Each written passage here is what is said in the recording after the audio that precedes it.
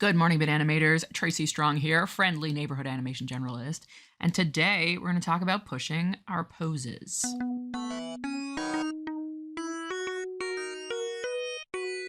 So Runello asked, I'm not sure if this is too advanced or not, but I'd like to hear your advice on how to practice pushing poses in animation. I was told gesture drawings would help in general, but I'm curious if there's other exercises. Thank you for asking a question. Questions help me so much because I never know what to do. So when I have a great question, I can just make a video about that and it saves my life. Thank you. So first of all, I suggested doing triple gestures. I made a video about that before. I'll link it down below. It looks like this, where you take one pose and do it 3 times and you kind of explore different things each time. So highly recommend that. Today, I'm just going to talk kind of generally about what pushing your poses means because I didn't know. People, like, especially when I was learning in school, my life drawing instructor would say, oh, you really got to push your pose. And I'd be like, I'm just trying to get any pose. I'm just trying to get close. Like ballpark is my best expectation here. You would give me a break. So pushing poses is something that it took me a little bit longer to get to. Once I had a little bit more control of things, I was able to then start pushing things. And then I was able to understand, okay, what am I supposed to be pushing in the first place? So I went to Pinterest and I kind of grabbed the things that we find. And I want to just talk about the stuff that we find there because I really want to help people be able to not just give my advice on how to do it, but to be able to interpret what we're seeing when we're looking on Pinterest and stuff like that. So there's a whole bunch of stuff about line of action and character interaction, like different stuff like this. So these are great resources, but for me, I felt like there was kind of a gap before I could get there. Like I can see how, like what they did, but I need someone to tell me what they were thinking when they got there. So let me tell you, this one here, it's got all the information down here, cartoonsnap.com. You can also find more of this stuff on storyboardsecrets.com. It's like you could pay for different storyboard lessons. I haven't done it, so I can't vouch for its goodness. If anybody's done it, please let me know because storyboarding is something I'm very interested in. But let's just take a look at here. So this works and this is nicer. Yeah. But why? Why did you choose to do this? So here it looks like the character is thinking. Like SpongeBob is looking up and kind of to the left.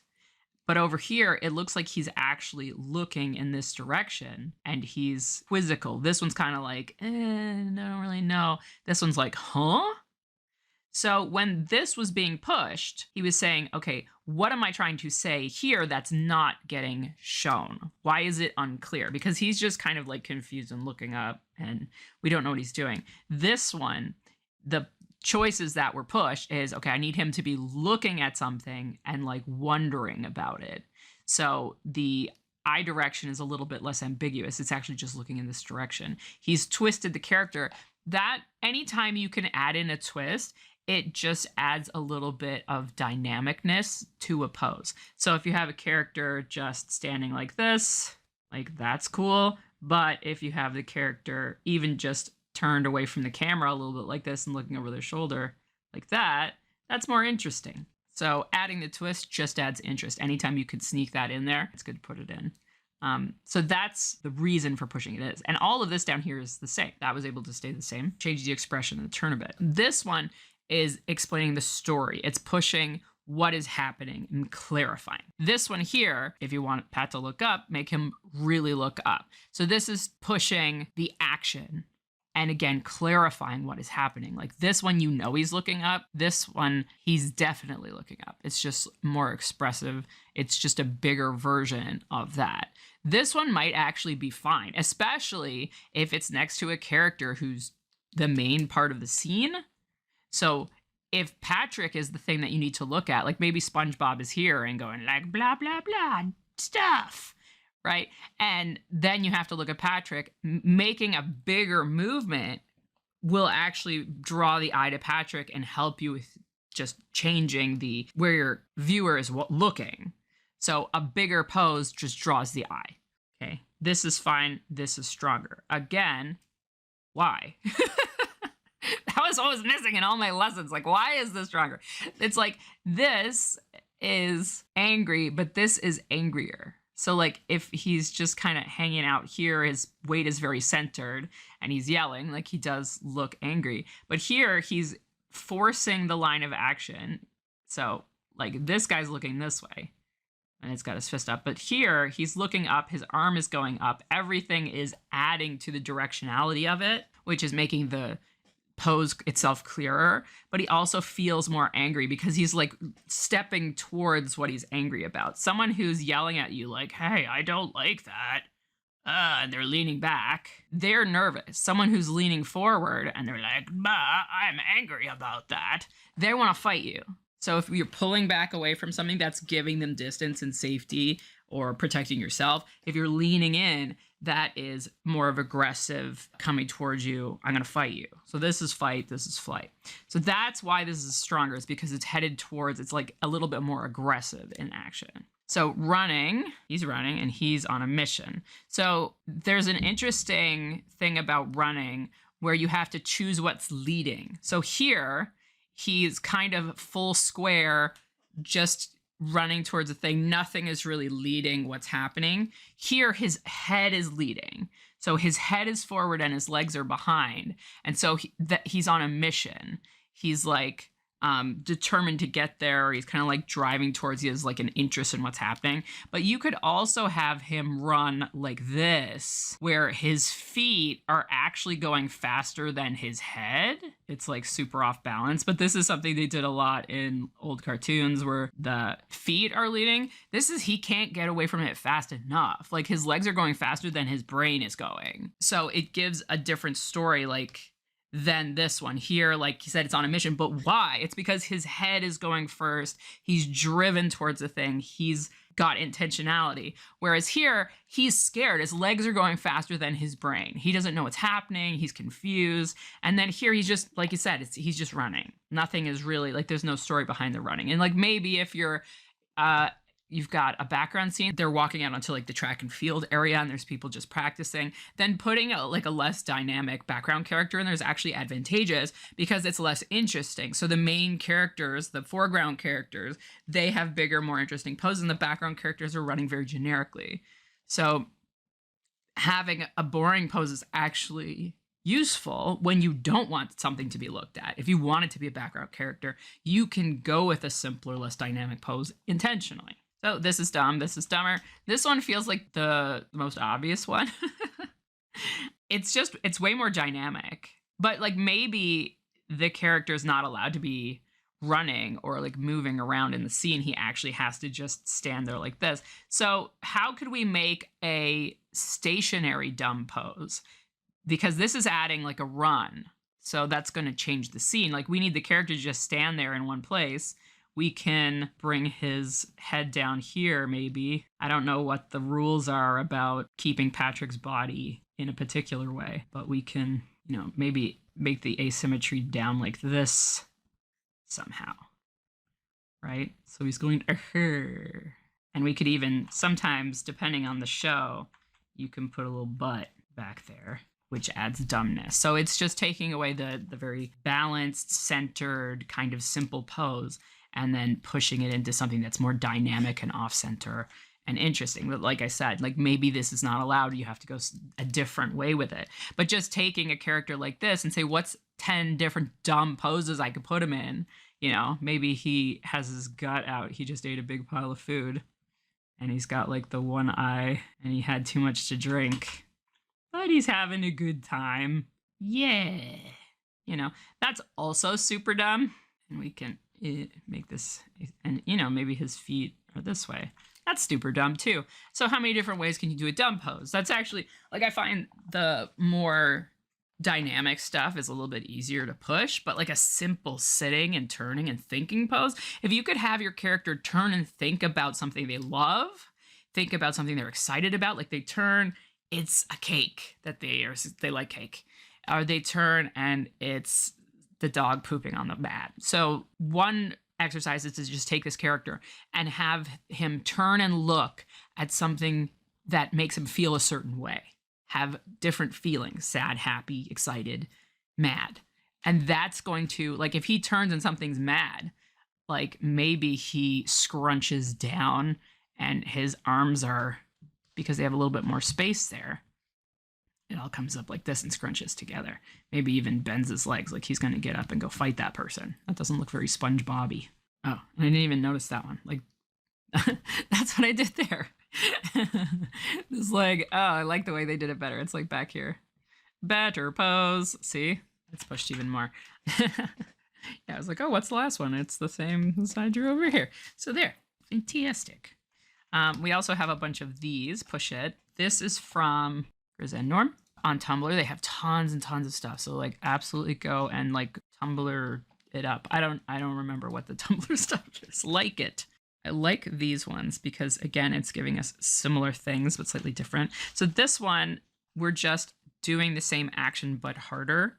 So the person's like lifting their pelvis. Now they're lifting their pelvis more. So it's not thinking about the feeling behind it or the acting. It's literally just doing more of the same thing. And the same with sports ball. If you're having somebody shoot, keeping this bent versus keeping this straight, this is more dynamic and it's giving a better line of action, like they said. So doing poses from sports and taking start with, like I said, the triple gesture thing. You could take somebody who's doing a sports ball thing, draw them the way that they look, then draw them doing it even more, and then draw obnoxiously, like something where it's over the top, cartoony, Looney Tunes style physicality of the same action. Simpler and clearer. So that's something I mentioned. It's just clarifying what's happening. This, this could be the frame before this one. If they're lining up, your big keys, you want to keep them super good like this. But you could having his fist impact, if it's just a single frame, you can have it right up by the face and do some stuff like this. It was like a comic book or something. If you want to make it super clear that he's in fact punched him in the face. If there's nothing before it that's making it obviously that he's getting punched, you can make sure to have that connection in your scene.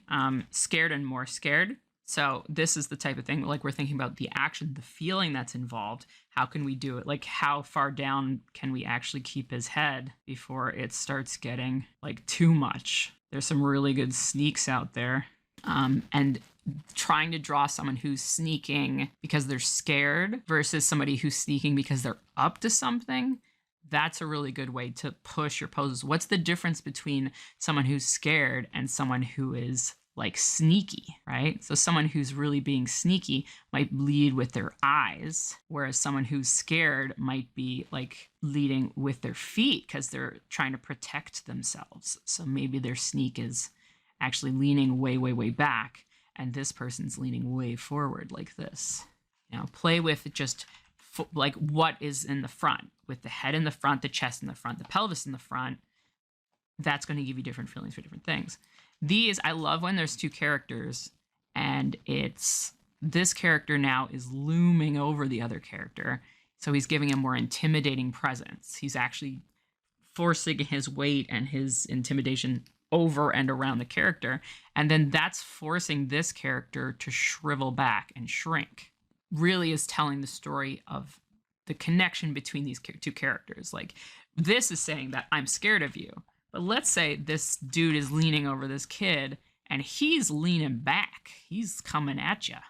So he's looking up at him and he's like, oh yeah? You think you're gonna take me?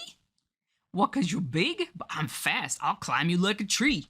I'll chop you down, right? So that's telling a different story than little shrivel kid. Have to get him the right size. Boop. We got some David and Goliath stuff. Like Dave is not backing down like this kid is. Not bad, somewhat awkward and clunky. If that's the intention, go for it. So I love that they're pointing out like this is a new couple and this is people who are very comfortable with each other. You could take it either way. So let's plus this one. He's going to plant the big smooch. He's actually like lifting her off the ground.